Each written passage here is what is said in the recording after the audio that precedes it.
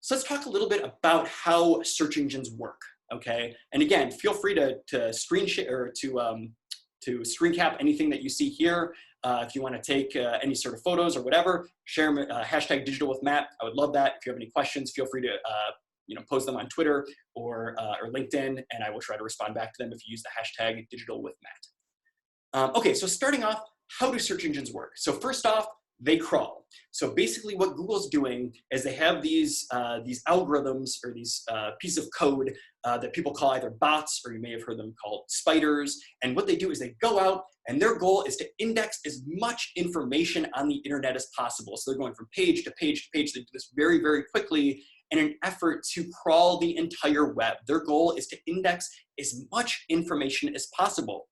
One thing to keep in mind is that there is a lot of information on the internet that Google is not able to crawl. If you've ever heard of the concept of the deep web, right, where you have to use a certain tool to actually even access that deep web, Google can't easily crawl that, right? Or let's say that you have a company portal and it's behind a username and a password, Google isn't able to crawl that, right? It's password protected. So when we talk about what Google is able to crawl, they're really crawling the publicly available information on the internet, right? And they're trying to crawl and index as much of it as possible. So once they have all this information, right, what do they do with it? So they index it. So you can almost think of Google's index as like a giant series of server rooms. And they have these giant, almost warehouses filled with servers where they store all this information. You can think of like the modern day Library of Alexandria or something like that, where there's all this information that Google has gone out and crawled and then indexed on their servers. They organize it and they say, this is an image, this is a video, this is on-page body content, this is a header, this is a title tag. We're gonna go through all these concepts in a moment. And they index all this information so that when they need it, what can they do? They rank it. So they say, okay, somebody just searched for women's clothes. Okay, I'm gonna go to my index, I'm gonna go to my server, and I'm gonna pull out the websites that I think are most relevant to somebody searching for women's clothes.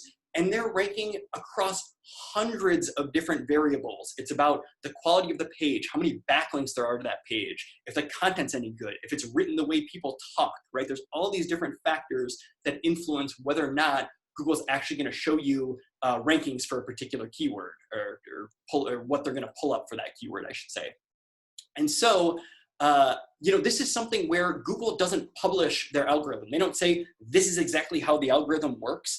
A lot of what we learn about in terms of what Google wants is through trial and error and through the information that they do release. They do sometimes give hints. They have a great webmaster blog where sometimes they'll publish and they'll say, hey, this is what's going on with Google right now. They don't do it that often as I would like, but they do that sometimes.